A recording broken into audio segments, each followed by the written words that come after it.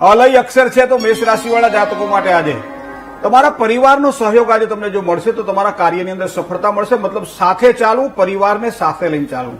સમાજ હોય, કુટુંબને હોય તો એમાં તમારું માન તો આજે વધવાનું જ છે, કારણ કે કામ એવા સારા થશે જેના કારણે તમારા માન સન્માનમાં વધારો થશે. એક વસ્તુ તમે માર્ક કરજો, આજે તમારા જૂના મિત્રો હોય, જૂના સલાહકારો હોય, જૂના કોઈ પણ વ્યક્તિઓ હોય, એની મુલાકાત તમારા મનને આજે પ્રસન્ન રાખી શકે છે. તો એનો મતલબ એવો થાય કે જૂના મિત્રોની મુલાકાતથી તમારું મન પ્રસન્ન પણ રહેશે. નોકરી ધંધાની જો વાત કરવામાં આવે તો નોકરી ધંધાની અંદર પણ એક સારી અનુકૂળતા મેષ રાશિના જાતકોને આજના દિવસ માટે દેખાશે. હવે વાત કરીએ વૃષભ રાશિની. અક્ષર જેના બહુ છે તો વૃષભ રાશિવાળા જાતકો માટે આકસ્મિક ધનલાભની સંભાવનાઓ આજે દેખાઈ રહી છે, પણ એનો મતલબ કે કામ તો કરવું જ પડે.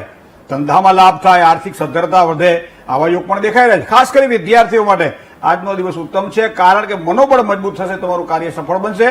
પરિવારની અંદર પણ સારી શાંતિનો અનુભવ આજના દિવસ માટે થાય તેવા યોગ વૃષભ રાશિના જાતકોના આજે દેખાઈ રહ્યા છે.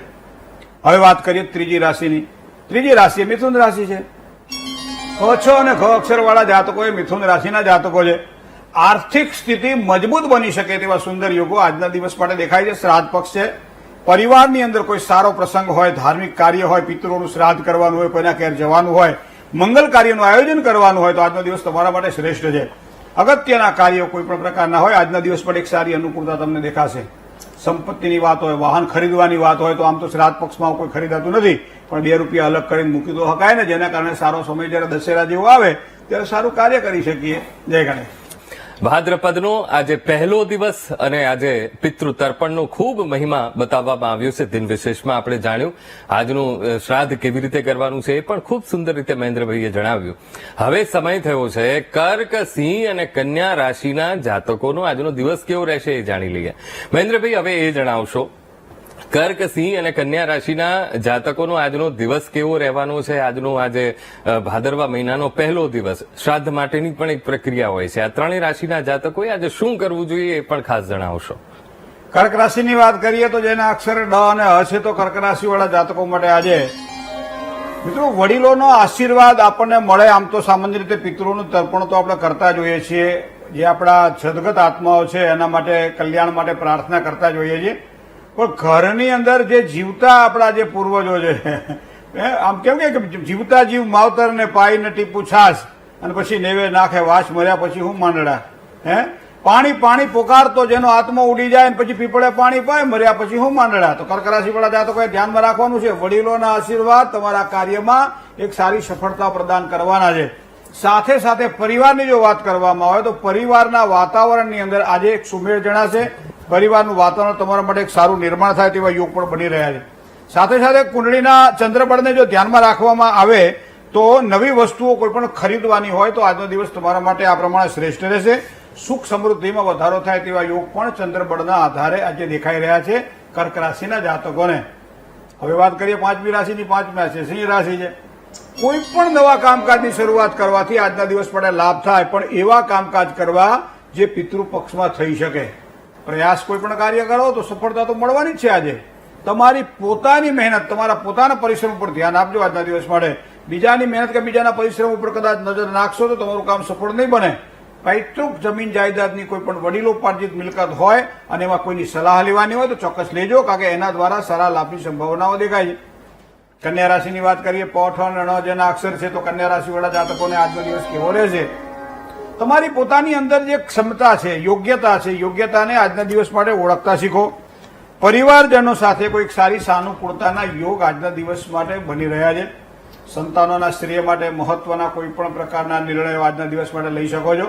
આવકના દ્વાર ખુલે, આકસ્મિક ધનલાભની શક્યતાઓ પણ કન્યા રાશિના જાતકોને આજના દિવસ માટે દેખાશે. જય ગણેશ. કરીએ તો ર અને ત જેના અક્ષર છે એવા તુલા રાશિવાળા જાતકો માટે આજે આર્થિક સ્થિતિ મજબૂત દેખાશે. મતલબ આર્થિક સ્થિતિ સારી છે. આજે ધંધાકીય ક્ષેત્રમાં ધનલાભની સંભાવનાઓ આજે પ્રબળ બની રહી છે. મિત્રો હોય ચાહે પરિવાર હોય, આજના દિવસ માટે ઉત્તમ અને સારો સહયોગ પ્રાપ્ત થશે. વિદ્યાર્થીઓ માટે તો અનુકૂળતા વાળો સમય છે જ. આજનો દિવસ તમારા માટે આ પ્રમાણે દેખાઈ રહ્યો છે. વાત કરીએ વૃશ્ચિક રાશિની. અક્ષર જેના ન અને ય છે એવા વૃશ્ચિકના જાતકો માટે કામકાજની અંદર થોડી જવાબદારીમાં વધારો થશે. વ્યાવસાયિક કોઈ પણ પ્રકારના નિર્ણયો લેવાના હોય તો લાભ થશે. દાંપત્ય જીવનની જો વાત કરવામાં આવે તો સારો આનંદ આજે મળશે.